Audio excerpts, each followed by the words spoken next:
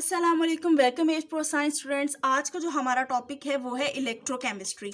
Electrochemistry को आज detail में डिस्कस करेंगे। ये चैप्टर नंबर 7 है ग्रेड 9 की केमिस्ट्री की बुक का, और मोस्टली बच्चों को ये वाला चैप्टर मुश्किल लगता है क्योंकि इसमें डिफरेंट ऑक्सीडेशन रिडक्शन और इस तरह की कैथोड एनोड इलेक्ट्रिक साइड से लिंक करती हुई चीज़ें जो कि समझने में समझ तो आ सकती हैं, लेकिन माइंड में बिठा ले कि चैप्टर मुश्किल है।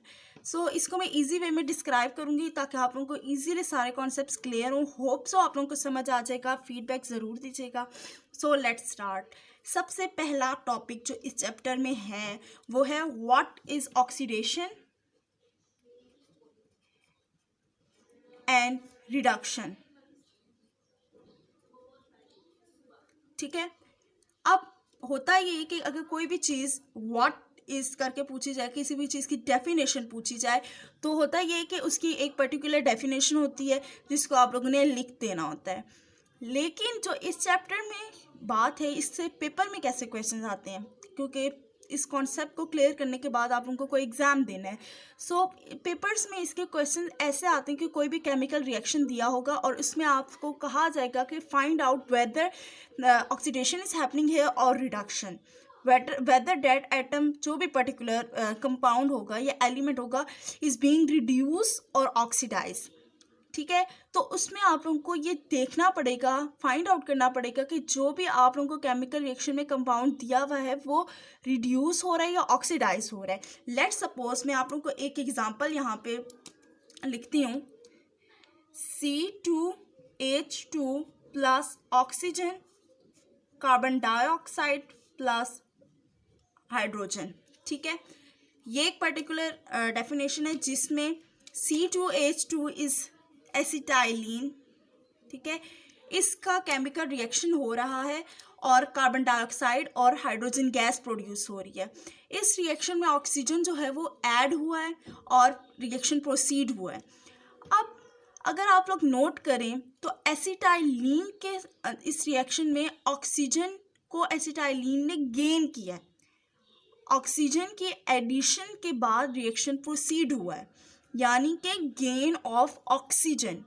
इसी तरह ये जो साइड होती है रिएक्टेंट, इसमें जो भी लिखा होगा इधर ऑक्सीजन या हाइड्रोजन, वो उस एटम कंपाउंड ने गेन किया होगा। जैसे इसके साथ ऑक्सीजन लिखा हुआ है तो ये क्या मतलब है कि ऑक्सीजन इसने गेन किया है, और हाइड्रोजन उस साइड पे इट मीन कि ऑक्सीजन इसने लॉस किया है।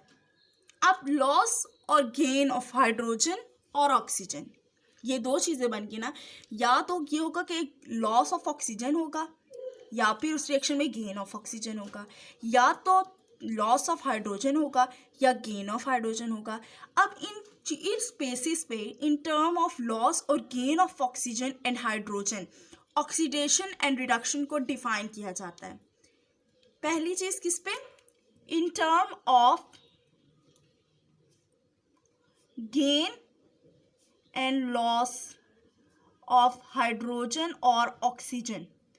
ठीक है, ऑक्सीजन और हाइड्रोजन की गेन और लॉस की बेसिस पर जो डेफिनेशन है पहले मैं उसको देख लेती हूँ, उसके बाद हम नेक्स्ट डेफिनेशन की तरफ मूव करेंगे।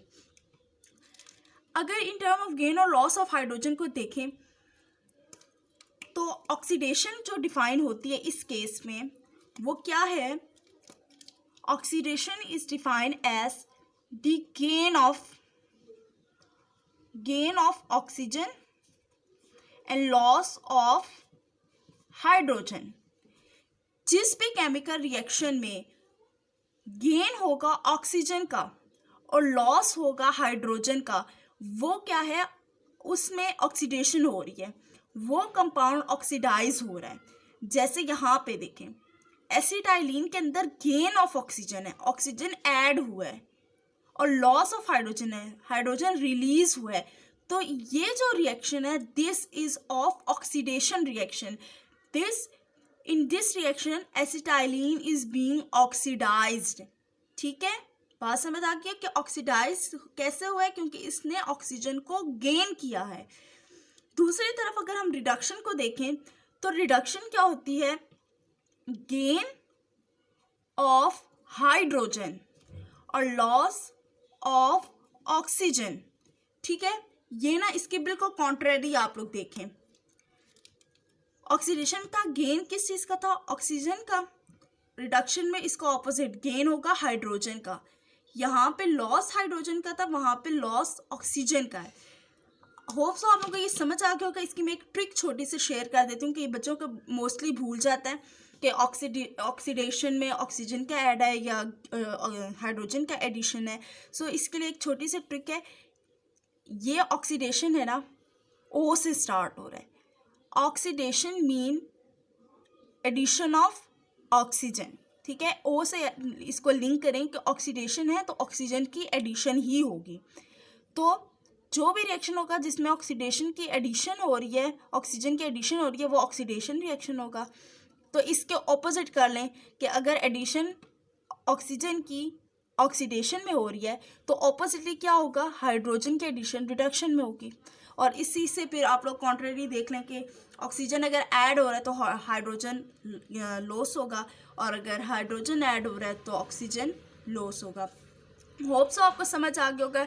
नेक्स्ट इंशाल्लाह मैं इन टर्म ऑफ लॉस और गेन ऑफ इलेक्ट्रॉन्स के टर्म में बताऊंगी ऑक्सीडेशन और रिडक्शन, और उसके बाद हम लोग मूव करेंगे इनकी सेल्फ असेसमेंट्स में, और एट द लास्ट हम लोग ऑक्सीडेशन स्टेट्स के टर्म में भी ऑक्सीडेशन और रिडक्शन को डिफाइन करेंगे।